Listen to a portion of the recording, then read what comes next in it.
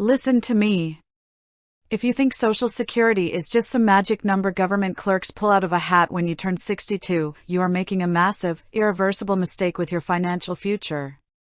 Social Security is not a gift. It is your money. You worked for it, you paid into it with every single paycheck, and you need to understand exactly how the system calculates every single penny you are owed. Because if you don't understand the math, you cannot protect yourself, and you will end up leaving tens, or even hundreds, of thousands of dollars on the table. Are you sitting down? Good. I want you to pay close attention, because today I am pulling back the curtain and showing you the exact formula the Social Security Administration uses to calculate your check, step by step. First, we have to talk about the backbone of your entire benefit, the 35-year rule. Do you know how many years of work Social Security looks at to calculate your monthly benefit?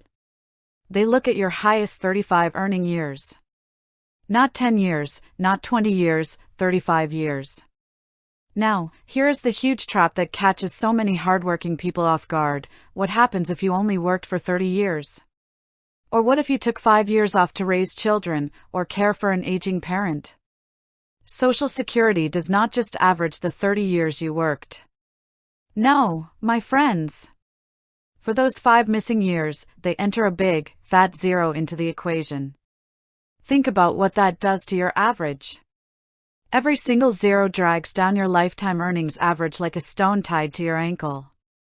If you are nearing retirement and you have only 32 or 33 years of documented earnings, working just 2 or 3 more years, even part-time, replaces those zeros with actual income and instantly raises your monthly check for the rest of your life.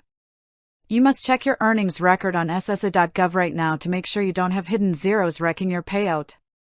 Second, how do they convert those 35 years into a monthly number? They don't just take what you earned in 1985 and add it to what you earned last year. $1 in 1985 bought a lot more than $1 today.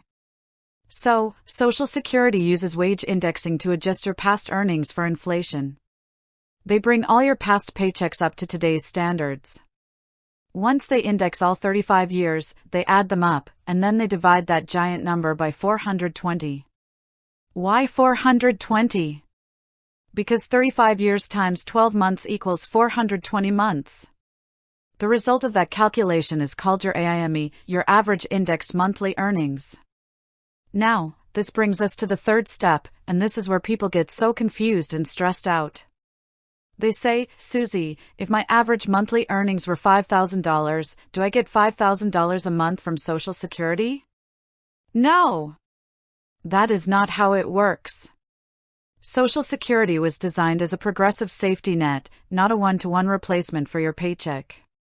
To figure out your actual baseline benefit, what the government calls your primary insurance amount, or PA, they run your AIME through a formula using something called bend points. Imagine 3 distinct buckets. In the first bucket, Social Security takes 90% of your first year of monthly earnings. That is a high replacement rate, and it is designed to help lower-income earners survive. In the second bucket, they take only 32% of your earnings in the middle bracket. And in the third bucket, for higher earners, they take just 15% of any monthly earnings above the top threshold. They add those 3 buckets together, and that total is your primary insurance amount, the exact check you are entitled to receive at your full retirement age. Notice what I just said. Full retirement age.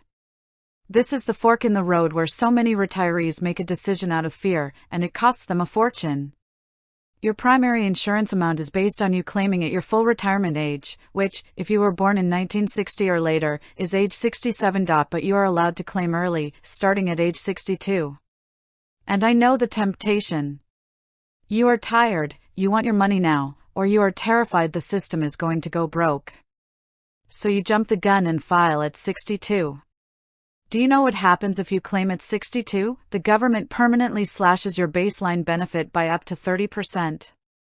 Every single month, for the entire rest of your life, you are receiving 70 cents on the dollar of what you earned. That is a massive penalty. On the flip side, if you have the discipline, the health, and the financial means to wait past your full retirement age, your benefit grows by 8% every single year you delay, up until age 70. Think about that. Where else in the world today can you get a guaranteed, risk-free 8% annual return backed by the federal government? Nowhere. If you wait from age 67 to age 70, your monthly check instantly becomes 24% larger than your baseline amount, plus all the annual cost of living adjustments piled on top. So what is your actionable takeaway today? What do you need to do right now? Number 1, stop guessing. Go to ssa.gov, log into your personal account, and download your Social Security statement. Number 2, look at your earnings history year by year. Check for errors.